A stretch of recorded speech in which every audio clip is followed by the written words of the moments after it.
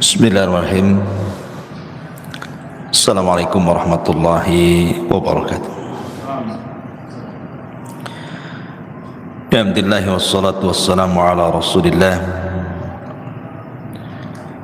wa ala alihi wa sahbihi wa mawalah wa la hawla wa la quwata illa billahi wa ba'd. Alhamdulillah, di pagi hari ini kita bisa duduk untuk bertolabul ilmi setelah melaksanakan kewajiban Allah subhanahu wa ta'ala, salat subuh berjamaah. Dan karena di pagi hari ini mendadak kita buat kajian, berarti temanya adalah kultum, kuliah terserah antum. Artinya bisa pendek, bisa panjang. Baik, salawat dan juga salam kita hadiahkan kepada Rasul kita, Nabi besar Muhammad sallallahu alaihi wasallam. Ma'asyiral muslimin yang dimuliakan Allah subhanahu wa ta'ala, mungkin di antara kita sering mendengar kajian tentang seputar azab kubur. Tetapi di sana ada pembahasan lain dari sisi azab kubur itu adalah nikmat kubur. Inilah yang terkadang sebagian kita tidak paham bahwa banyak bisyarat, kabar gembira yang akan didapat oleh orang-orang yang beriman di dalam kuburan. Apa saja kabar gembira yang Allah subhanahu wa ta'ala berikan kepada seorang mukmin ketika Allah masukkan ke dalam kuburan? Inilah pembahasan di pagi hari ini. Ma'asyiral muslimin yang dimuliakan Allah subhanahu wa ta'ala, pertama, kabar gembira saat kematian dulu. Disebutkan di dua surat dalam Al-Quran. Pertama surah An-Nahl ayat 31 dan 32, kemudian Fussilat ayat 30. Dalam surah An-Nahl Allah subhanahu wa ta'ala mengatakan, kadzalika yazzillahul muttaqin alladzina tawaffahumul malaikatu tayyibina yaqulun salamun alaikum udkhulul jannata bima kuntum ta'malun. Demikianlah Allah memberi balasan kepada orang-orang yang bertakwa. Siapa orang yang bertakwa? Yaitu orang-orang yang ketika diwafatkan oleh para malaikat dalam keadaan baik, maka mereka, para malaikat, mengatakan kepada mereka, salamun alaikum, keselamatan bagi kalian, masuklah ke dalam sorga karena apa yang kalian kerjakan. Kemudian dalam surah Fussilat ayat 30-nya Allah mengatakan, innal ladzina qalu rabbuna Allah thumma istaqamu tatanazzalu alaihimul malaikatu alla takhafu wa la tahzanu wa abshiru bil jannati allati kuntum tu'adun. Sesungguhnya orang-orang yang mengatakan Tuhan kami Allah, kemudian mereka istiqomah padanya, maka malaikat akan turun kepada mereka dengan mengatakan, janganlah kalian takut, janganlah kalian sedih, dan bergembiralah kalian dengan surga yang telah Allah janjikan kepada kalian. Jadi kabar gembira pertama adalah saat detik wafatnya seorang mukmin, mereka akan bahagia. Kenapa mereka akan bahagia? Karena malaikat yang membisikkan di telinganya itu adalah bisikan-bisikan kebaikan. Sehingga kita lihat seorang mukmin itu kalau meninggal macam-macam, terkadang Allah tampakkan kebahagiaan. Terkadang dia tersenyum, terkadang ditampakkan keringat di dahinya, terkadang bisa mengucapkan kalimat la ilaha illallah, terkadang dia membaca Al-Quran, terkadang meninggal saat solat, dan begitu seterusnya. Dan itu kegembiraan yang pertama yang diraih seorang mukmin saat wafatnya. Kemudian yang kedua, saat masuk ke liang lahat. Kita tahu bahwa dalam proses peristiwa-peristiwa kubur itu ada 4 peristiwa. Pertama disebut dengan dhagtatul qabri, himpitan kuburan. Yang kedua disebut fitnatul qabri, 2 malaikat yang bertanya, Munkar dan Nakir, atau disebut dengan fitnah kubur. Yang ketiga azab kubur, dan yang keempat nikmat kubur. Kita tahu bahwa peristiwa pertama di kuburan itu adalah himpitan kubur. Setiap manusia pasti dihimpit kuburan, tidak mukmin, tidak kafir, semua kena. Mau anak bayi, mau anak dewasa, mau laki-laki, perempuan, pasti terkena himpitan. Dan himpitan kubur ini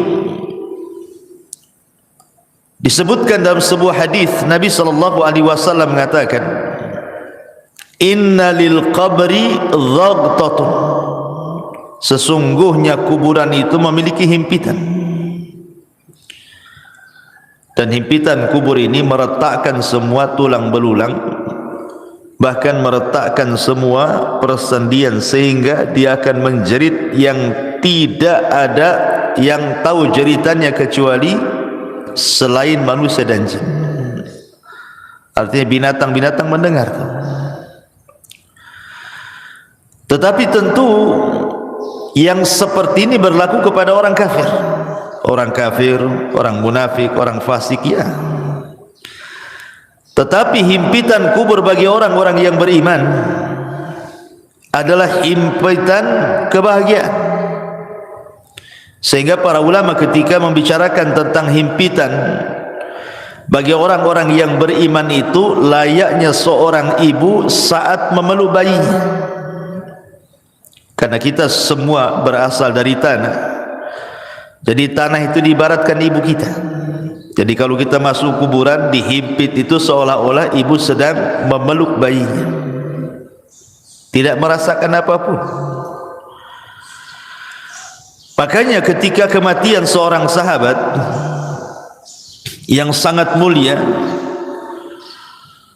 siapa dia? Sa'd bin Mu'adz radhiyallahu anhu. Sa'd bin Mu'adz ini pemimpin Aus. Saat kematiannya disebutkan oleh Nabi SAW, hadzal ladzi taharraka lahul 'arsy wa futihat lahu abwabus sama wa syahidahu 70,000 minal malaika laqad dhummatan thumma furrija anhu. Inilah orang yang karenanya arsy Allah bergetar. Jadi saat kematian Sa'd bin Mu'adz ini, arsy Allah yang besar sekali itu bergetar. Dan arsy itu kan makhluk yang paling besar, bisa bergegar karena wafatnya Sa'd ibn Mu'adz. Karenanya pintu-pintu langit dibuka, dan karenanya pula 70,000 malaikat turun dari langit menyaksikan jenazahnya. Sungguh dia telah dihimpit dengan sekali himpitan, kemudian dilepaskan kembali. Kalau seandainya himpitan itu sebagaimana hadis yang ma'ruf bisa meretakkan tulang belulang, memutuskan urat-urat persendian, mustahil seorang sahabat semulia Sa'd bin Mu'adz merasakan itu. Berarti himpitan yang merasakan sakit itu hanya berlaku kepada orang-orang kafir saja, orang-orang munafik saja. Karena bayi yang tidak bersalah saja disebutkan dalam hadis Nabi sallallahu alaihi wasallam, "Lau aflata ahadun min dhammatil qabri la aflata hadas sabi." Jika seorang selamat dari penyempitan kuburan, niscaya bayi ini akan selamat. Tapi bayi pun tidak selamat. Apa salahnya bayi? Kenapa dia dihimpit? Dosa pun tidak, kan itu ya. Berarti himpitan bagi orang-orang yang saleh, orang-orang yang beriman atau bayi adalah sebagaimana seorang ibu memeluk bayinya. Himpitan kasih sayang, itu maksudnya. Ini kabar gembira yang kedua. Kabar gembira yang ketiga, di mana Allah Subhanahu wa taala akan memberikan kemantapan jawaban pada setiap soalan-soalan mungkar dan nakir yang diberikan kepada setiap para penghuni kubur. Dan itu diarahkan atau disyaratkan dalam surah Ibrahim ayat 27. Allah mengatakan, yuthabbitullahu alladhina amanu bil qawli tsabit fil hayatid dunya wa fil akhirah wa yudhillullahu adh-dhalimin wa yaf'alullahu ma yasha. Allah akan meneguhkan iman orang-orang yang beriman dalam ucapan yang teguh dalam kehidupan dunia dan juga kehidupan akhirat. Kata Bara bin Azib, seorang sahabat, ketika memberikan catatan dengan kalimat Allah akan teguhkan ucapan bagi seorang yang beriman di dunia dan akhirat, kata beliau, ini ayat turun pada perkara fitnah kubur. Jadi orang-orang yang beriman apabila ditanya siapa Rabbmu, maka dia langsung menyaut Allah. Siapa nabimu? Langsung menyaut Muhammad. Apa agamamu? Langsung menyaut Islam. Siapa yang bisa menjawabkan ini? Memang kalau di dunia mudah saja menghafalkan, tetapi bukan berarti di akhirat semua bisa menjawab, tidak. Yang memantapkan jawaban itu Allah. Jadi Allah yang membuat kita mantap jawabannya, bukan pengetahuan kita, gitu maksudnya. Allah yang memantapkan, karena di sini kalimatnya yutsabbitullahu, Allah menetapkan, memantapkan. Artinya Allah yang menjadikan kita ini mampu menjawab. Dan itu khusus bagi orang-orang yang beriman. Berarti ini kabar gembira yang ketiga, Allah memberikan kemantapan. Kemudian kabar gembira yang keempat, Allah lancarkan setiap jawaban. Setelah Allah mantapkan, kita mampu menjawab. Disebutkan dalam hadis Bara bin Azib radhiyallahu anhu yang panjang sekali. Salah satu penggalan hadisnya, Rasul mengatakan, fayatihi malakani fayujlisanihi fayakulani lahu man rabbuk, fayaqulu rabbi Allah, fayakulani lahu ma dinuk, fayaqulu dinil Islam, fayakulani lahu ma hadzal rajul alladhi bu'itsa fikum, fayaqulu huwa Rasulullah sallallahu alaihi wasallam. Kemudian dua malaikat datang kepadanya dan mendudukkannya. Lalu keduanya bertanya, siapa Rabb? Maka si mayat mengatakan, Rabbku Allah. Kedua malaikat bertanya lagi, apa agamamu? Dia menjawab, agamaku adalah Islam. Kemudian keduanya bertanya lagi, siapa laki-laki yang telah diutus kepadamu? Maka dia menjawab, beliau adalah utusan Allah Muhammad sallallahu alaihi wasallam. Mungkin sekali lagi bahwa hari ini antum ditanya, pasti semua bisa jawab. Tapi apakah di kuburan bisa lancar jawabannya? Kan tidak juga. Makanya ini kabar gembira. Selain Allah mantapkan jawabannya, kemudian ketika kita ditanya mengalir pula jawaban itu. Ini adalah kabar gembira yang keempat. Kabar gembira yang kelima, setelah Allah Subhanahu wa taala mantapkan jawaban kita dan kita pun mengalir dalam jawaban-jawaban pertanyaan malaikat itu, maka Allah Subhanahu wa taala berikan tazkiyah, rekomendasi. Apa itu? Allah tiba-tiba berfirman dari langit dan mengatakan, "An sadaqa abdi." Hambaku telah benar.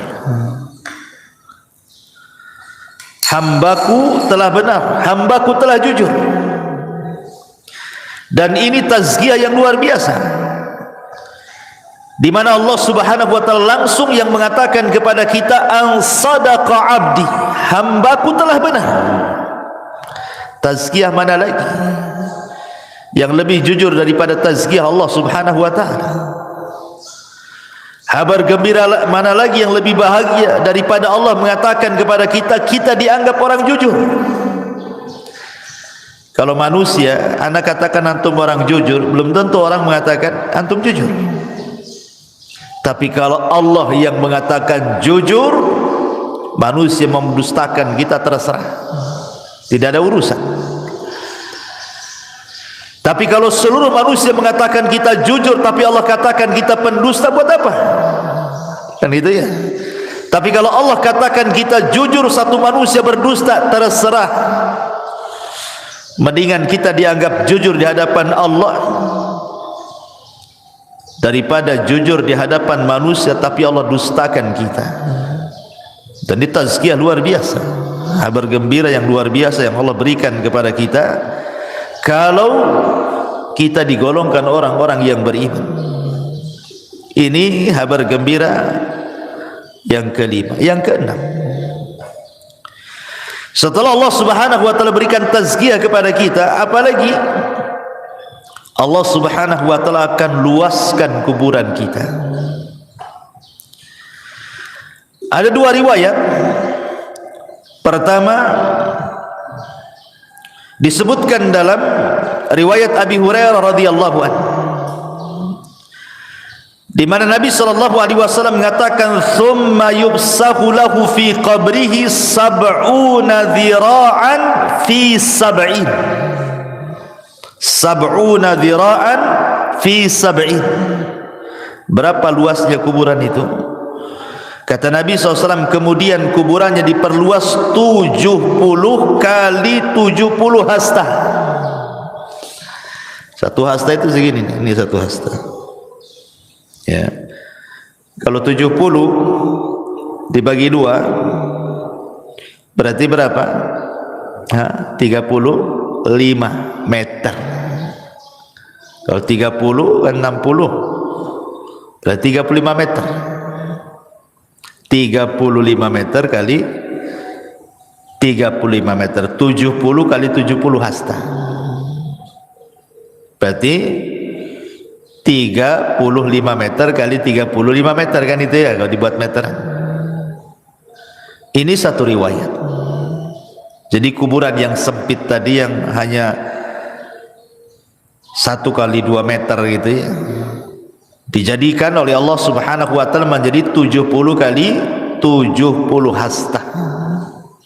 Luasnya, meluas kuburannya itu ya. Tapi dalam riwayat yang lain dari Bara bin Azib, justru Nabi sallallahu alaihi wasallam mengatakan, "Tsumma yubsahu lahu fi qabrihi maddal basar." Madda basarihi. Kemudian kuburannya akan diluaskan sejauh mata memandang. Kalau antum naik ke atas gunung, kemudian antum melihat, kira-kira pandangan antum sejauh mata memandang sampai di mana? Itu maksudnya. Itulah luas kuburan Kalau seandainya Allah berikan kabar gembira kepada seorang mukmin itu, Allah akan luaskan kuburan. Dalam riwayat 70 kali 70 hasta, tapi dalam riwayat Bara bin Azib sejauh mata memandang. Coba bayangkan, kalau antum saya kurung di satu ruangan, anggaplah di kamar masjid ini, dikurung, nggak ada penerangan, kan masih mending tuh luasnya, masih luas kamar ini daripada kuburan. Kuburan berapa peta saja kan itu. Tapi ngomong-ngomong saya minum dulu kayak dingin kali nih. Bismillah. Oh, panas juga. Iya. Jadi analoginya begini, ikhwan. Jadi kalau antum masuk ke dalam ruangan masjid ini, saya gelapkan, nggak ada apa-apa di situ, nggak ada kasur, nggak ada apa-apa, nggak ada handphone. Nggak boleh antum bisa kasih handphone. Ya masuk aja badan di situ. 3 hari 3 malam di situ kan, nggak dikasih makan. Antum sudah pusing. Janganlah 3 hari 3 malam, 1 hari saya tak makan tak gemetar. Apalagi mati listrik kan itu. Kita bayangkanlah di satu ruangan itu. Macam mana itu di kuburan yang sempit itu. Habis itu dipendam pula dari atas. Hanya tanah, tidak ada apa-apa. Kita sudah kebayang gelapnya kan. Ya. Lah ketika kemudian Allah Subhanahu wa taala bentangkan kuburan seluas itu, menunjukkan di kabar gembira. Kabar gembira dari Allah Subhanahu wa taala lewat lisan Rasul bahwa seorang mukmin itu akan dibentangkan kuburannya sejauh mata memandang. Artinya tidak akan sumpek gitu maksudnya. Kita kalau berada di ruangan sempit kan sumpek gitu. Tapi kalau di ruangan terbuka kan banyak los gitu pandangan itu. Dan ini kabar gembira. Kemudian yang nomor 7, bukan hanya diluaskan saja, yang lebih hebat daripada itu apa? Dibukakan pintu surga. Subhanallah ya. Padahal belum ada kiamat, tetapi pintu surga sudah dibukakan, kemudian diarahkan pula ke kuburan. Dan itu disebutkan dalam hadis di mana Nabi sallallahu alaihi wasallam bersabda, "An sadaqa 'abdi fa afrishuhu minal jannati waftahu lahu baban ilal jannah." Hambaku telah benar, hamparkan permadani untuknya dari sorga, bukakan pintu-pintu sorga kepadanya. Subhanallah ikhwan, bayangkan kita dihamparkan permadani dalam kubur itu, mengarah ke pintu sorga, kemudian pintu sorga pula dibuka. Ketika pintu sorga dibuka itu, ada kabar gembira yang nomor 8. Apa itu? Allah Subhanahu Nabi sallallahu alaihi wasallam mengatakan, wa albisuhu minal jannah. Hantarkan pakaian dari sorga. Ketika mayat itu hanya 3 lapis kain kafan saja, kemudian masuk ke dalam liang lahat, entah tahan berapa bulan tuh yang namanya kain kafan itu, lama-lama kan hancur juga. Tapi sebagai gantinya apa yang terjadi? Wa albisuhu minal jannah. Allah Subhanahu wa taala akan pakaikan kepadanya pakaian dari sorga, dan pakaian dari sorga itu semuanya sutra,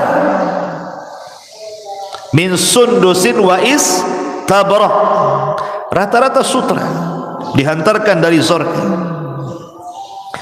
Kemudian kabar gembira yang nomor 9, fayatihi min rauhiha wa tibiha. Kemudian Allah Subhanahu wa taala hantarkan pula raihiha wa tibiha. Apa itu? Wewangian dan bau semerbak yang luar biasa yang Allah hantarkan ke dalam kuburannya, menjadi wangi kuburannya. Kita saja di ruangan kan pengennya wangi, harum gitu kan. Masuk ke hotel-hotel mewah itu harum gitu ya. Kan itu sebuah nikmat, kabar gembira. Belum lagi makanan dari sorga, belum lagi minuman dari sorga. Itu kan kabar gembira yang luar biasa. Bahkan yang lebih hebat lagi, nomor 10-nya adalah Allah subhanahu wa ta'ala datangkan kepadanya orang yang sangat baik hati. Disebutkan dalam sebuah hadis, jadi akan didatangkan padanya seorang laki-laki yang rupawan, berpakaian indah, beraroma wangi, untuk menemani dia selama dalam kuburan. Kemudian si mayat ini heran, kemudian bertanya, man anta, siapa engkau ini? Fawajhukal wajhu yaji'u bil khair, wajahmu adalah wajah yang membawa kebaikan. Siapa kamu ini? Karena ikhwan, kalau kita analogikan kan, orang di penjara lah, masukkan ke dalam penjara, kemudian hanya satu sel, satu orang saja, akan boring. Sepandai-pandainya orang itu buat aktivitas, pasti ada bosannya juga kan. Berbeda kalau seandainya satu penjara itu hanya 2 orang, pasti ada komunikasi itu, nggak akan boring kalau 2 orang kan? Berbeda kalau sendiri kan, lontang lantung, bingung sendirian kan. Kalau berdua kan nggak bosan orang itu. Makanya Adam itu ketika dia di sorga hidup sendiri, ketakutan dia. Akhirnya Allah subhanahu wa ta'ala ciptakan Hawa kan. Akhirnya hilanglah rasa takut itu. Lah ketika kemudian orang dalam kuburan itu sendirian, kemudian dihantarkan teman yang baik. Teman ini kemudian rupawan, wangi, enak ngomongnya, tiba-tiba ngajak bicara, terus tahu-tahu tidak sadar bahwa dia sudah lama di kuburan tuh. Tahu-tahu teman yang baik ini memberitahukan bahwa kiamat sudah dekat. Makanya kemudian heran ini si mayat ini dan mengatakan, man anta, siapa kamu ini? Maka orang ini mengatakan, ana amaluka salih, sayalah amal soleh, sayalah solatmu, sayalah zikirmu, sayalah puasamu, sayalah silaturahimmu, sayalah puasamu, sayalah baca Quran, dan begitu seterusnya. Dan ini kabar gembira yang nomor 10 yang luar biasa. Kemudian yang nomor 11, kabar gembira yang nomor 11, di mana orang-orang yang beriman tidak akan merasakan lamanya tinggal di kuburan. Anggap saja sejak zaman Adam sampai sekarang, berapa ribu tahun tuh dalam kubur itu, ya kan? Atau janganlah sejak zaman Nabi, para sahabat 14 abad silam kan, nggak dikiamat-kiamatkan. Pertanyaannya, apakah mayat itu merasakan bimururil wakti, bahwa waktu itu berjalan seperti kita di dunia ini kan merasakan dengan berjalannya waktu kan, pagi, siang, sore, malam, besok pagi lagi, tahu-tahu sudah seminggu, sebulan, setahun. Kita kan merasakan tuh berjalannya waktu. Pertanyaannya, apakah orang yang di kuburan itu merasakan berjalannya waktu?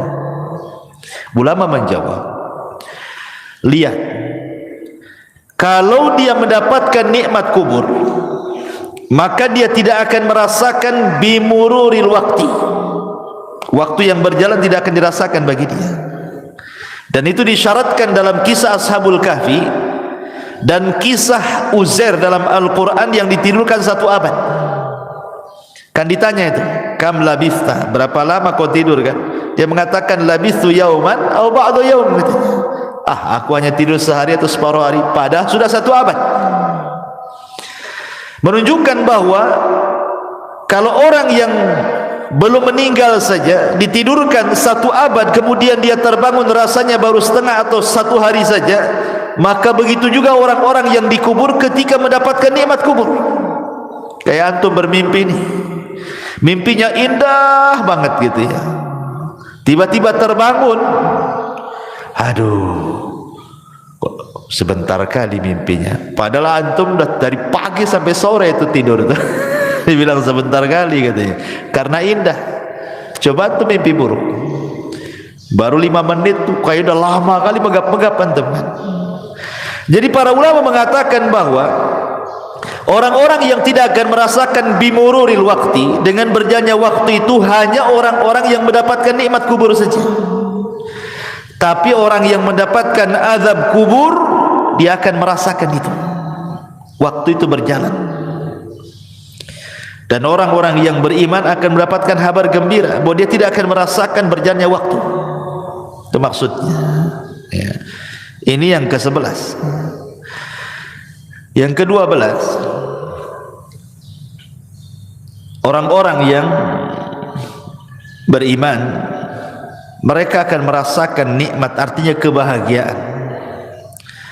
Jadi bahagia betul dalam kuburannya itu, sehingga sebahagia apapun orang hidup di dunia tidak lebih bahagia dibandingkan orang yang ada di kuburan. Itu yang disebut dengan nikmat kubur tadi.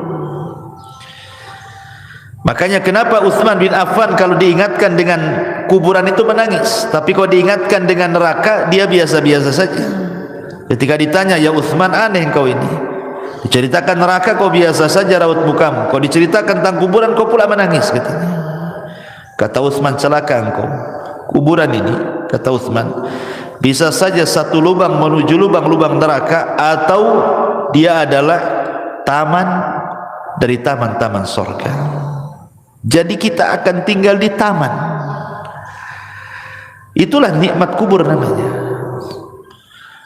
Jadi nikmat kubur itu luar biasa. Makanya orang itu akan mendapatkan kenikmatan lebih nikmat dibandingkan dia pernah nikmat di dunia. Seberapa nikmat orang di dunia ini, masih nikmat kubur, karena kubur itu adalah jannah yang pertama, surga yang pertama sebelum masuk ke surga yang abadi. Tapi perlu diingat bahwa orang-orang yang di kuburan itu juga bisa merasa sedih, sama dengan ketika antum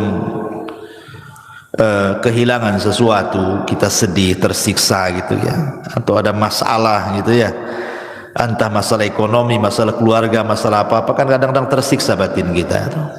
Lah orang yang di kuburan pun akan sama merasakan hal itu, tersiksa batinnya. Kapan?